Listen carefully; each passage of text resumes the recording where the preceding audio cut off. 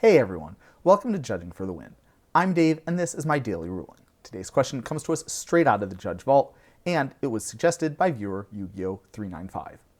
Amy wants to cast Hex to wipe Nick's board, but he only has 5 creatures. Is this possible? Well, to answer this question, let's review a couple of important facts about casting spells. First up, when you are casting a spell or activating an ability, you need to choose a valid target for every target the spell requires.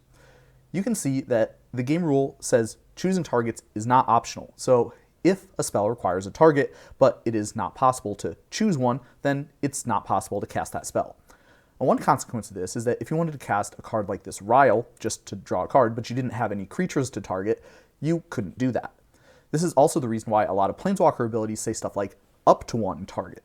The ability is intentionally worded in such a way that it doesn't require that target, so it is still possible to uptake this Ajani even if there are no creatures in play. Notice that the Neg 3 ability does not feature this wording because it doesn't make sense to downtake with no target.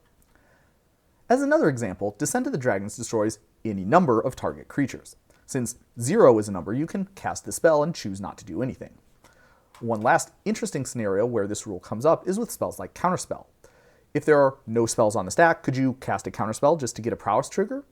And if we're just going based off of what we talked about so far, you might have thought that this could work. After all, targets are chosen after the counterspell is moved onto the stack, and it doesn't say to counter another target spell, so maybe you could play the counterspell targeting itself just to say that you'd cast a non-creature spell.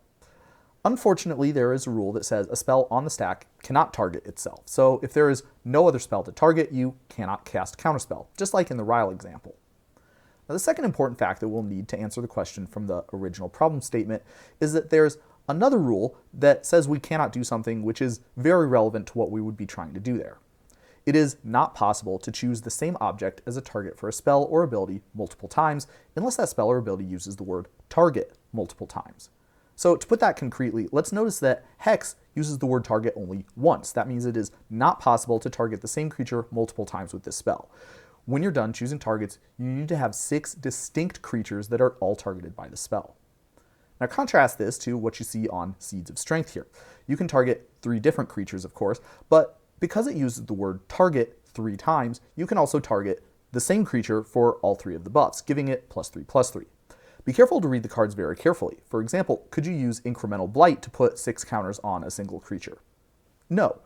Even though it does use the word target 3 times, meaning that the game rules wouldn't have a problem with this, it does say in the card's text that the 3 targets need to be distinct, which means that that play would not be allowed. One last loose end to tie up here before I sign out. Just because Hex requires 6 targets when you're casting it, that does not mean it needs all 6 when it resolves. If even one target remains valid, Hex will resolve normally, doing as much as it can. So for example, if Nick makes one of his creatures Hex proof in response to this spell, then that one would be saved, but the other targets would be destroyed. That's all I have for you today. How did you do? Join me again next time for another daily ruling. Until then, I hope you have a great day.